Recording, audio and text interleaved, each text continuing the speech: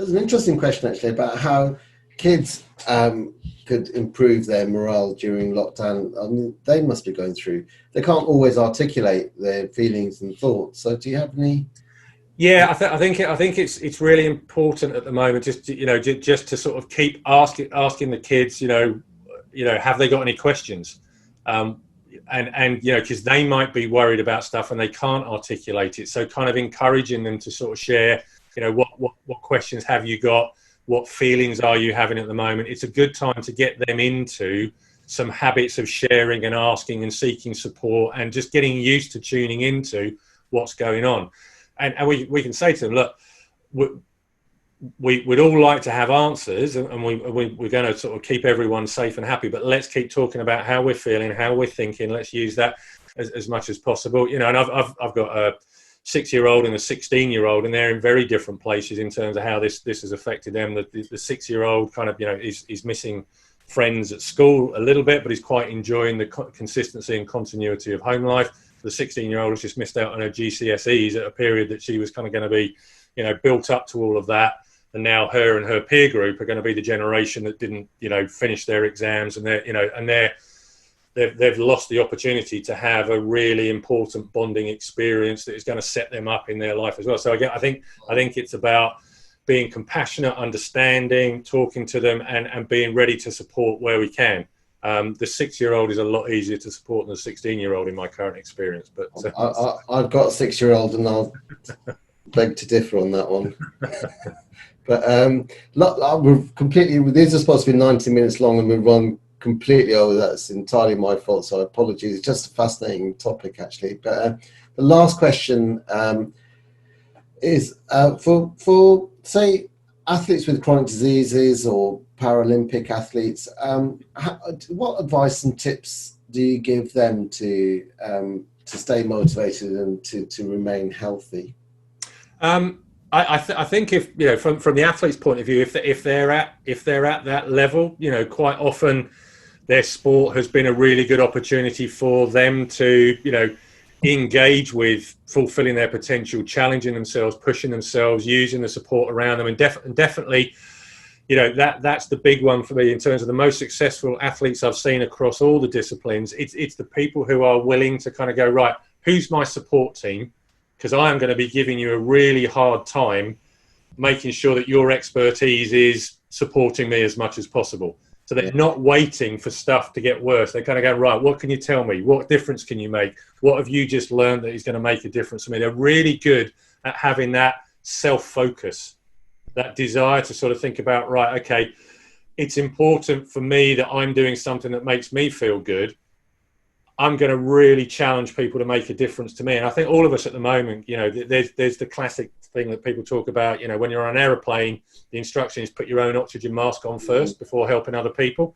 There's a big thing in that in terms of, right, who's your support team that can be the equivalent of helping you put your own oxygen mask on first so that you're in a really great position to help other people. And I think there's a good parallel there as well. But they're really, really good at thinking, I've got support around me. I'm not going to sort of wait politely until they've got something to offer. I'm going to make it a really proactive thing of, let's stay on top of this and be curious about what next, how do we make a difference? Or we've just done that, how do we consolidate? How do we bed it in? And they're really, really good at just sort of, constantly wanting to solve the problem of how do we improve this, even if they're in a position of being delighted with something. I think that's a really good observation, actually, because it goes back to your 3 C's about, having control, some confidence, and being connected. And I just want to share with patients, the fact that we as a practice are open. We're open differently, but we are here to help and support you. So if you need us, please contact us, and we can help and support you and build your confidence. And you should be able to start getting pieces of life back into order, and we're going to try to connect patients together. So it's a fantastic framework that I think we're trying to support our patients with. So sadly, we've run out of time. It seems like 19 seconds rather than 5 hours that we've been chatting, Chris. I was going to just launch a poll just to see if other people agree with, just to see how they thought today went. I like the scale from terrible to superb. That's I like a scale. One of the things that we want to do actually is not use just not use formal words. We like to. So everyone loves you, Chris. Thank you very much. I think you sharing your insights and thoughts actually has been useful for me and with the practice as well. And I think one of the things we want patients to do is to go away and just maybe think about stuff, be kind to themselves, and to just explore. I think starting off with awareness of your feelings would be a good place to begin. Yeah. And you know, if folks, there's loads of on the performanceroom.co.uk, there's loads of free information on there around some of this. Is a COVID-19 specific button with some advice on sort of, you know, uncertainty, infographics and various things.